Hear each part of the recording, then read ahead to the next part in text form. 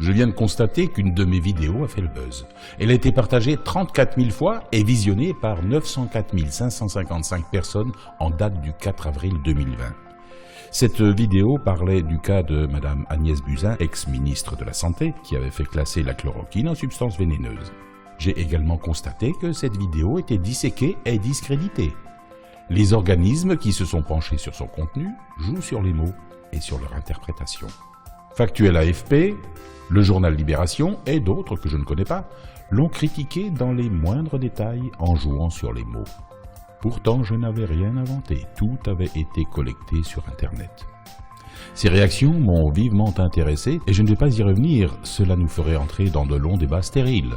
En revanche, je me demande si tous ces organismes sont aussi pointilleux avec tous les mensonges dont nous sommes abreuvés à longueur de journée par la presse aux ordres. Il serait trop long de les énumérer tous, mais vous les connaissez, BFM TV en tête, qui arrange l'information pour qu'elle soit politiquement correcte et favorable à l'oligarchie en place. On nous trompe sur les chiffres, sur l'utilité des masques de protection, sur la réelle gravité de ce qui se passe. On est très discret sur les guérisons et sur tout ce qui pourrait apaiser la psychose que la presse diffuse en boucle. La dernière des aberrations d'État, c'est l'euthanasie déguisée des personnes âgées proposée par décret du 28 mars 2020 par le ministre de la Santé et le Premier ministre de la France. On permet l'injection de Rivotril aux personnes âgées malades en EHPAD. Avec ce traitement, les patients étouffent et meurent dès la première injection. Je n'invente rien, on en parle partout. Comment peut-on rester neutre devant une telle information ? Mis à part Adolf Hitler, aucun État n'a jamais proposé de se débarrasser des vieux malades.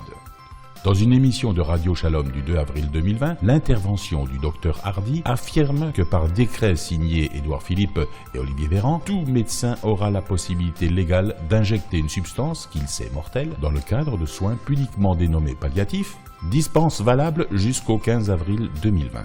Il faut savoir que ces personnes âgées, si elles sont atteintes du coronavirus, n'ont droit à aucune visite. Elles sont totalement isolées du monde. Donc, si le médecin le décide, il peut mettre fin à la vie de cette personne, de son propre chef, sans en référer à personne. Une honte. On ne la transférera pas à l'hôpital qui serait surbooké, ni même dans une clinique vide de patients. On pourra les assassiner tranquillement et légalement.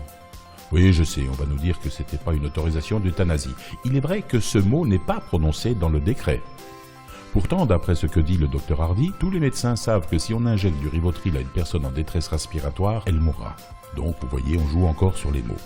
Nous voyons que tout est dans la communication, dans la façon de dire les choses de manière indirecte. Sans les réseaux sociaux, nous n'aurions rien su, et cela passait à l'as. Faites-vous votre propre idée. Je ne prétends pas détenir la vérité, je n'ai rien inventé, nous en sommes là. Si vous avez apprécié cette vidéo, partagez-la, et faites attention à vous.